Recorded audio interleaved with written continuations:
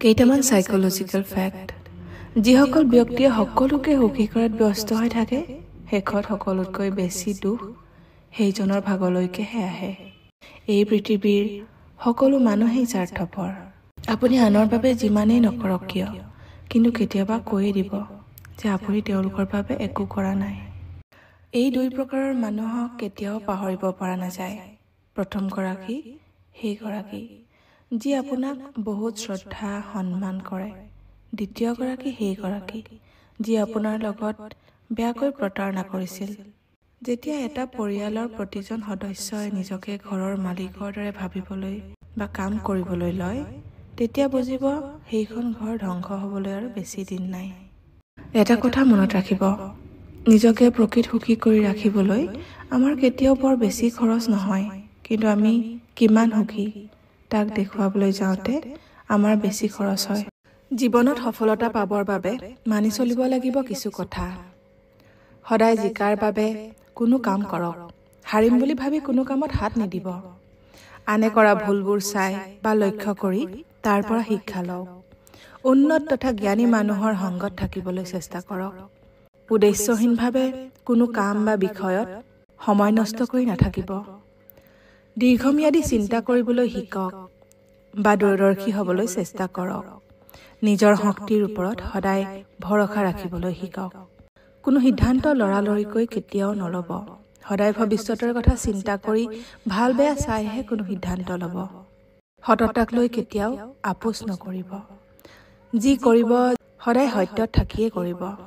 এদিন দেখিব আপোনাৰ সততাই আপোনাক জিকাবই।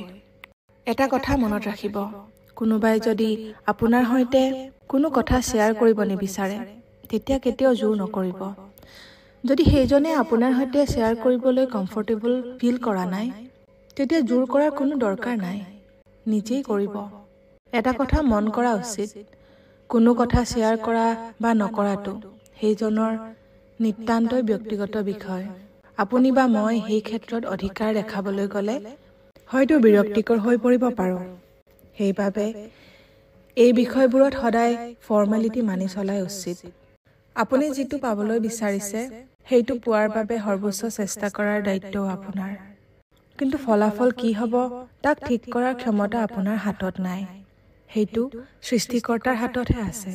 সম্পূৰ্ণ চেষ্টা কৰাৰ পিছতো যদি ফলাফল আশানুৰূপ নহয় তেতিয়াও আপোনাৰ নিজৰ কৰ্মৰ ওপৰত বিশ্বাস কৰাটো অতি প্ৰয়োজন। বিশ্বাস থাকিলেহে আপুনি যি বিচাৰিছে তাতকৈও ভাল ফলাফল আপুনি পাবলৈ সক্ষম হ'ব। সৃষ্টিকৰ্তায়ো সেইগৰাকীৰ প্ৰতি দয়াৱান হয় যাৰ তেওঁৰ প্ৰতি গভীৰ বিশ্বাস থাকে, লগতে নিজৰ কৰ্মৰ ওপৰত ভৰসা আৰু ধৈৰ্য থাকে। দেখিব এদিন নিশ্চয়কৈ ভাল সময় আহিবই, কিছু অপেক্ষা কৰক। মানুহৰ মনহে, কেতিয়াবা প্ৰতিজন মানুহৰে মন বেয়া হ'বই। এনে কিছু ক্ষণৰ মুখামুখি হ'ব মন বেয়া হৈ পৰিব, মনলৈ হতাশা আহিবই। হয়তো এনেকুৱা পৰিস্থিতিও আহিব পাৰে আপুনি ভিতৰৰ পৰা একেবাৰে ভাগি চূৰ্ণ বিচূৰ্ণ হৈও পৰিব পাৰে। তেতিয়াও আপুনি সৃষ্টিকৰ্তাৰ ওপৰত বিশ্বাস ৰাখিব লাগিব, কেতিয়াও ভৰসা নেহেৰুৱাব। পাহৰি গ'লে নহ'ব যে এইখন পৃথিৱী, এইখন স্বৰ্গ নহয়। এই পৃথিৱীত পোৱা সমস্ত কষ্ট, আঘাত, অপ্ৰাপ্তিয়ে আপোনাক বাৰে বাৰে আপোনাৰ সৃষ্টিকৰ্তাৰ কথা স্মৰণ কৰাই দিবই। সেইবাবে হতাশাত ভাগি পৰি বহি পৰিলে নহ'ব। নিজৰ ভৰিৰ ওপৰত নিজেই জোৰ দি থিয় হৈ আগবাঢ়িবলৈ চেষ্টা কৰিব লাগিব। মানুহক অলপতে আপোন কৰি লোৱা, অতিৰিক্ত স্নেহ কৰা, ফাৰ্ষ্ট প্ৰায়ৰিটি দিয়া বা মানুহৰ পৰা সদায় ভাল কিছু এক্সপেক্ট কৰাই হৈছে সকলোতকৈ ডাঙৰ ভুল। সঁচা কথা এইটো যে মানুহক বেছি মূল্য দিলে আপোনাৰ নিজৰেই দাম কমি যাব। দিনৰ শেষত কোনো আপোনাৰ কাষত নাথাকিব, সকলো আঁতৰি যাব। সেইবাবে অন্ততঃ নিজৰ আত্মসন্মানক বচাই ৰাখি অকলে থকাই ভাল। সদায় মনত ৰাখিব, আপোনাৰ ওচৰত যদি এটা বিজি লাইফ আছে তেন্তে আপোনাৰ জীৱনটো বহুত সুন্দৰ। এনেই বহি থাকি আপোনাৰ মন মগজু হতাশাত সোমাই পৰা নাই।